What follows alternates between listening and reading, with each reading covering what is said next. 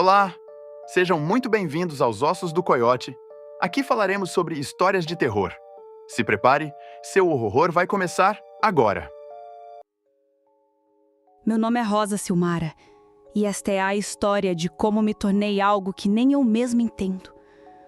Não sei se sou uma vítima, um monstro ou algo preso entre os dois.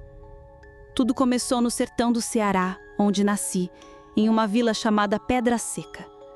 Um lugar esquecido onde o sol queima a terra e a esperança seca como os poços no verão. Minha vida nunca foi fácil. Meu pai, José Raimundo, era um homem de mãos pesadas e coração mais seco que o chão rachado. Ele batia em mim e na minha mãe, Dona Francisca, por qualquer motivo. Uma panela mal lavada, um olhar torto, ou só porque o dia não tinha sido como ele queria. Minha mãe, uma mulher de olhos fundos e mãos calejadas, aguentava em silêncio, rezando para um Deus que nunca parecia ouvir. Eu, aos 12 anos, já sabia que o amor era uma palavra vazia e a dor uma companheira constante. Aos 16 anos, minha vida piorou. Meu pai, querendo se livrar de mim e ganhar algo em troca, me entregou a um homem chamado Antônio, um fazendeiro de 40 anos com terras na vila vizinha. Em troca, meu pai ganhou um pedaço de terra e 2 vacas. Eu era uma moeda de troca, um objeto. Na primeira noite de núpcias, Antônio me bateu, o punho acertando meu rosto enquanto dizia: "Aqui quem manda sou eu, menina." Ele queria deixar claro que eu não tinha escapatória. Durante 2 anos vivi com ele, apanhando quase todos os dias. Ele me chamava de inútil, dizia que eu nunca seria mulher de verdade. Eu cozinhava, limpava, cuidava da casa, mas nada era suficiente. Minha mãe, que eu via raramente, só chorava quando me encontrava. "É a vida, Rosa. Aguenta firme", dizia ela. Mas eu via nos olhos dela que ela também estava quebrada. Mas aquela não poderia ser a minha herança, o meu futuro. No fundo da minha alma eu não aceitava essa sina. Foi aos 18 anos, em 2015, que tudo mudou. Eu tinha ido buscar água no poço da vila, um buraco fundo cercado por pedras, onde as mulheres se reuniam para fofocar. Naquele dia estava sozinha, o balde pesado na mão, o sol queimando meu pescoço. Foi quando a vi. Uma mulher, parada na sombra de uma jurema, vestida de negro, com cabelos grisalhos que caíam como teias sobre os ombros. Seu rosto era marcado pela idade, rugas profundas como sulcos na terra, mas os olhos, aqueles olhos eram estranhos, de um cinza que parecia enxergar através de mim. Ela não era da vila. Ninguém em Pedra Seca com certeza a conhecia, mas eu senti que ela sabia tudo sobre mim. "Você tá cansada, não é, menina?" disse ela, a voz rouca, como o vento passando por uma casa vazia. Eu não respondi, mas ela continuou. "Cansada de apanhar, de sofrer, de ser um nada. Eu ouço as suas súplicas noite após noite. Eu posso te ajudar. Posso te dar o poder de mudar isso." Ela disse baixo, como se contasse um segredo proibido. Eu ri, nervosa, achando que era uma louca. Mas algo nela me prendeu, como se o ar ao redor ficasse mais pesado. "Que poder?" perguntei, segurando o balde com força. Ela se aproximou, o cheiro de ervas e algo podre vindo dela. "Um dom eu posso lhe dar, e esse dom vai mudar você, o seu destino, já que ele é escrito por humilhações até você terminar numa cova rasa e esquecida." Eu fiquei enfurecida com as palavras da velha, e ela gostou, e sorriu mostrando os poucos dentes amarelados e desalinhados. "Qual a sua proposta?" eu disse com o coração disparado e com a minha dignidade no lixo. A velha se afastou e disse com os olhos arregalados: "Sua saliva misturada em qualquer líquido, água, chá, café, vai matar quem beber. Em 24 horas a morte vem, lenta e dolorosa. Quer isso, Rosa? Quer se livrar deles?" Eu tremi com pensamentos embaralhados. Pensei em Antônio, nas noites que ele me batia até eu desmaiar. Pensei no meu pai, nos socos que deixaram cicatrizes na minha mãe. "E o preço?" perguntei, porque até eu, uma menina do sertão, sabia que nada vinha de graça. Ela sorriu, os dentes amarelados brilhando como facas. "O preço é seu. Você vai carregar isso e o que fizer com esse dom vai te mudar. Aceita?" Eu não pensei muito. A raiva dentro de mim era maior que o medo. "Aceito", disse, e ela tocou meu rosto com dedos frios como a morte. Senti um calor na garganta como se engolisse brasas, e então ela sumiu, como se nunca estivesse ali. Naquela noite, preparei o jantar para Antônio. Ele estava bebendo cachaça, como sempre, xingando porque a comida demorava. Eu servi um copo de água, cuspindo dentro antes de levar à mesa. Como a velha havia dito, ele bebeu sem perceber, rindo enquanto me chamava de vaca inútil. Eu esperei, sem dormir, contando as horas. Na manhã seguinte, ele acordou gritando, segurando o estômago. Sua pele ficou pálida, os olhos injetados, e ele caiu no chão, se contorcendo. Em 24 horas, estava morto, a boca espumando, o corpo rígido.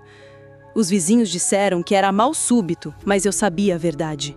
Pela primeira vez, senti poder. Pela primeira vez, senti liberdade. Fingi tristeza e enterrei Antônio com a ajuda de um primo, que não fez perguntas. A vila lamentou, mas ninguém suspeitou de mim. Eu era só a viúva jovem, a coitada que agora estava sozinha. Mas eu não podia ficar em Pedra Seca. Meu pai, ao saber da morte de Antônio, veio me buscar. Mas não por amor, e sim por interesse nas terras que um dia foram do meu marido. Ele me bateu no caminho, dizendo que eu era uma desgraça na família, que nunca deveria ter nascido.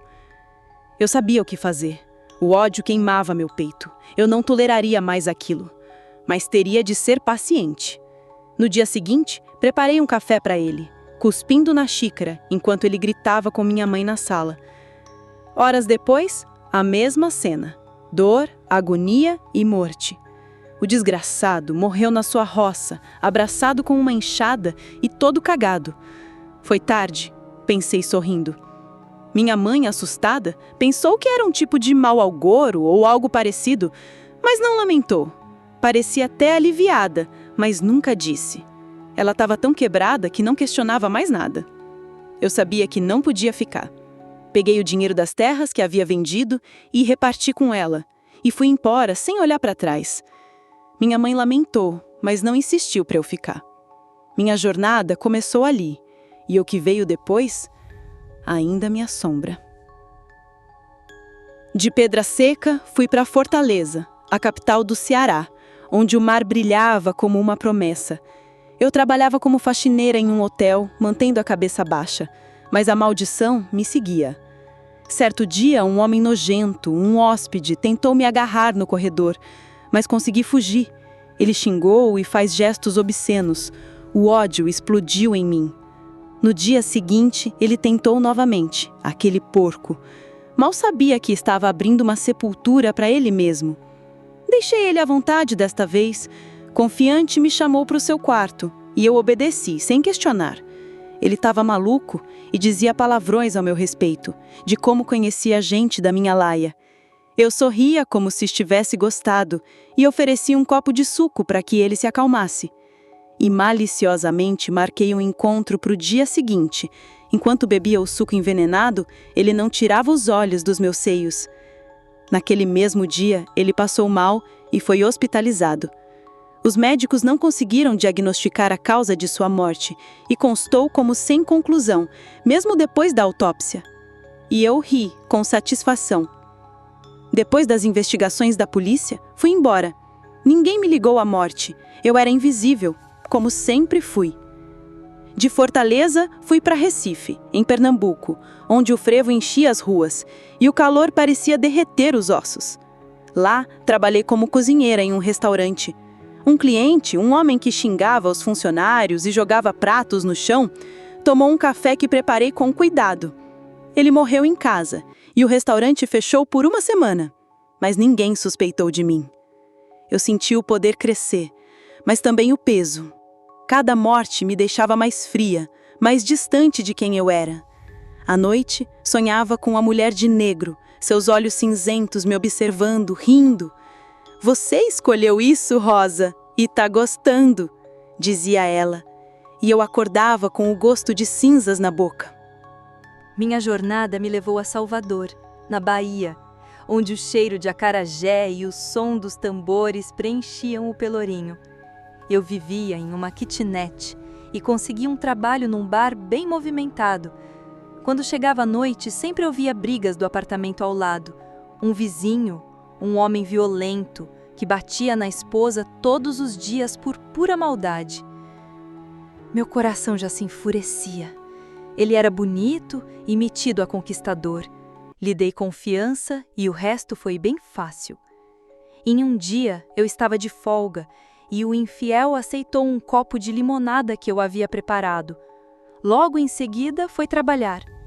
E adivinha, ele era mestre de obras e disseram que havia passado mal e caiu do andaime e se espatifou no asfalto. A esposa, ainda com um olho roxo e muito maltratada, recebeu a notícia em casa. Ela nem esboçou uma reação, ficou séria e calada. Eu conhecia aquele silêncio, o silêncio da liberdade, a satisfação de nunca mais compartilhar a mesma cama com aquele animal malparido. Ela recebeu uma indenização trabalhista muito boa. Foi quando ela soltou algumas lágrimas, já que, no seu enterro, ela nem compareceu. Isso sim é justiça, disse para mim mesmo em deboche. Mas os sonhos pioraram. Eu via as pessoas que matei, seus rostos deformados gritando, pedindo que eu parasse. Eu tentava ignorar, dizendo a mim mesma, eles mereciam, eu estava fazendo justiça. Mas no fundo, eu sabia que algo estava errado. Em pouco tempo, fui embora daquele lugar. Precisava mudar de ares novamente. Então, fui para São Paulo, a maior cidade do país. O caos das ruas me engoliu. Eu era uma sombra, trabalhando em bares, servindo café e água envenenados para homens que me lembravam Antônio ou meu pai. Cada morte era mais fácil, mas os espíritos começaram a aparecer. Não só nos sonhos, mas na vida real. Eu os via nos reflexos das vitrines, nas sombras dos becos, com rostos inchados, olhos vazios, sussurrando meu nome. Comecei a ficar fora do controle. Afinal, as coisas que eu fazia não ficariam sem uma punição, e disso eu não escaparia. Com esses pensamentos, fugi, para em Brasília, onde cheguei em 2020, aos 23 anos. Achei que poderia começar de novo. A cidade, com suas ruas largas e prédios modernos, parecia um lugar onde eu poderia me esconder. Trabalhei como garçonete em um restaurante perto da esplanada dos ministérios. Mas tudo continuava igual. Os espíritos me seguiram. Eles estavam em todo lugar, no espelho do banheiro, na janela do ônibus, na água que eu servia. Eles não falavam mais, apenas me olhavam. E o peso dos olhos deles era insuportável. Tentei parar de usar a maldição, mas a raiva ainda queimava em mim. Um político, renomado, Álvares de Almeida, certa vez gritou comigo por causa de um café, que segundo ele estava frio. Mentira! Não era a primeira vez que ele fazia uma cena. Ele achava vantagem chamar atenção quando estava com seus amigos. Ninguém de nós gostávamos de servi-lo. Sempre terminava em algum tipo de atrito, mas a culpa recaiu sobre o meu atendimento. Fiquei de aviso prévio no trabalho, mas continuei servindo, até que se cumprisse os meus últimos dias. O meu ódio parecia ter sido domado. Como eu estava enganada. Os dias correram rápido. Então, o senhor Álvares retornou e fez questão que eu o servisse, e pediu um copo com água, já que eu não sabia servir um simples café. Ele disse alto para que todos pudessem ouvir. Seus amigos e os puxa-sacos riram como se fosse uma piada. Naquele instante, eu já o enxergava como um defunto. Dei uma cusparada de ódio na taça de vinho que ele tomou. Não demorou muito para que sofresse um acidente. Naquela mesma noite, provavelmente passou mal. Depois de que voltava de uma balada, ele dirigia seu possante carro importado que tanto ostentava. Perdeu o controle e morreu, ao colidir com um poste. As consequências desse, que de acidente eu sabia não tinha nada, trouxeram para minha consciência muito remorso. O senhor Álvares era casado, mas infiel. E no dia do acidente, sua passageira era uma prostituta, que também morreu. Ela era mãe de 2 filhos. A viúva ficou em desespero e depois do funeral entrou em depressão e se matou uma semana depois. Fiquei muito abalada com o desfecho dos meus atos. Um abismo sempre traz outro com ele, diria minha mãe. Desliguei a TV que esclarecia as notícias e lembro ter chorado, como há muito tempo não fazia. Então, foi em Brasília que a mulher de negro reapareceu dias depois. Eu a vi em um mercado, parada entre as prateleiras, os olhos cinzentos fixos em mim. "Você foi longe, Rosa", disse ela, a voz ecoando na minha cabeça. "Mas o preço tá chegando. Você acha que controla isso, mas é o dom que te controla." Eu corri, deixando a cesta de compras cair no chão, mas ela estava em todo lugar, no reflexo do vidro, no espelho do banheiro, na sombra da minha casa alugada. Os espíritos agora gritavam, suas vozes misturadas em um coro de dor. Eu não dormia, não comia, só tomava remédios para tentar apagar o mundo. A prostituta e a viúva apareciam no meu quarto. As duas choravam com angústia e desespero todas as noites. Eu não suportava mais aquele martírio. No dia seguinte, desesperada, fui até uma igreja, achando que a santidade do lugar me protegeria. Rezei, algo que não fazia desde muitos anos. Gritei, pedindo perdão, mas não ouvi nada de volta. E como poderia de ouvir? Como esperaria redenção, depois de tantas calamidades, depois de um pacto com uma entidade vingativa? Abri os olhos depois das minhas preces em vão, mas os espíritos estavam lá, sentados nos bancos, suas peles rachadas como terra seca. A mulher de negro apareceu no altar, rindo. "Você quis poder, Rosa, agora ele é seu, para sempre." Eu gritei, pedindo que ela me libertasse, mas ela apenas apontou para o espelho da sacristia. Nele, vi meu reflexo, mas não era eu. Meus olhos eram cinzentos, como os dela, e meu sorriso era o dela. Foi então que entendi, a maldição não era só minha saliva, era ela, dentro de mim. A mulher de negro não era uma estranha, ela era eu, ou o que eu me tornara. Cada morte que causei a trouxe mais para dentro de mim, até que não havia mais Rosa, só ela. Eu não sei quanto tempo passou desde aquela noite, não sei onde estou. As cidades se misturam, Recife, Salvador, Rio, São Paulo, Brasília, e os rostos dos mortos me seguem. Eu tento não usar o dom, mas ele me chama. Cada homem que me olha com raiva, cada pessoa que me machuca é um convite. Sei que onde quer que eu vá, levo a morte comigo. Preciso impedi-la de mais sofrimentos, preciso parar. Mas ela fala na minha cabeça junto com os mortos. Preciso parar, eu dizia com as duas mãos postas na cabeça, e então tudo parou. Eu não havia percebido, mas já estava fora de casa. Andado muito e não havia percebido. Diante de mim um homem batia numa mulher, e ninguém fazia nada. Ela estava no chão, quase desfalecida.